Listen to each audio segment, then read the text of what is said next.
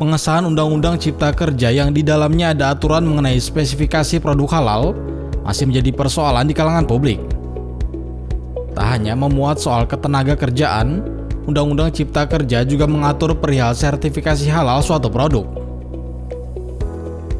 Anggota Balik DPR RI Ali Tahir mengatakan, Undang-Undang Cipta Kerja akan mempermudah proses administrasi perizinan usaha serta memberikan kepastian hukum dalam menjalankan usaha baik dengan perorangan atau perusahaan untuk mencapai kesejahteraan ekonomi dan kemajuan industri.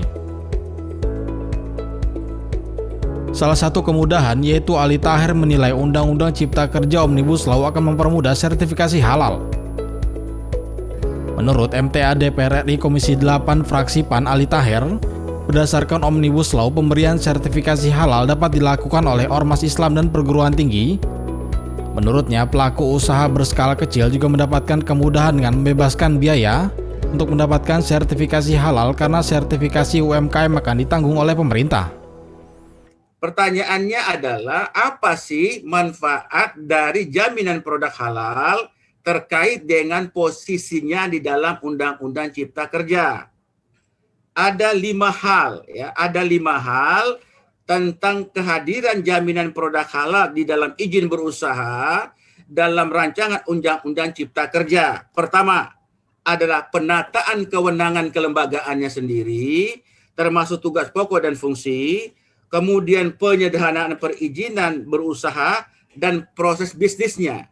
Yang ketiga, menciptakan fleksibilitas peraturan perundang-undangan yang kemudian menghadirkan memfasilitasi UMK, ya, UMK.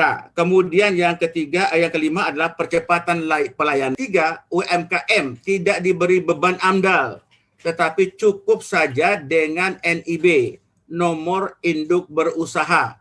Dan itu cukup dengan persetujuan, tidak perlu lagi ada AMDAL macam-macam, termasuk UMKM. Nah, oleh karena itu kemudahan berizin ini menjadi sangat penting di dalam proses bisnisnya. Termasuk dalam kaitan dengan jaminan produk halal. Nah, sekarang itu bukan mengkebiri MUI, tidak sama sekali. Perannya dibagi. Dunia usaha bisa mengajukan usahanya terkait dengan persoalan kehalalan, maka diajukan kepada LPH. LPH itu adalah lembaga pemeriksa halal. Nah, pada undang-undang ini, lembaga pemeriksa halal diberikan kewenangan kepada 3 institusi. Pertama, perguruan tinggi, pemerintah. Kedua, perguruan tinggi pun dibatasi perguruan tinggi Islam. Kemudian, organisasi kemasyarakatan Islam. Selalu menjadi contoh adalah Muhammadiyah dan NU. Sementara itu, Wakil Sekretaris Jenderal Majelis Ulama Indonesia Amirsyah Tambunan mengingatkan pemerintah harus memperkuat peraturan pemerintah tentang aturan produk halal yang terdapat di Undang-Undang Cipta Kerja Omnibus Law. Menurutnya, jika Undang-Undang Cipta Kerja mempermudah kemudahan ekonomi dan investasi, tapi harus tetap mengedepankan koridor dan aturan beberapa nilai-nilai jaminan halal dalam suatu produk. Undang-Undang Cipta Kerja khusus halal, terus terang ya, setelah dihapus beberapa pasal itu, maka ini menurut saya harus diperkuat di PP ya.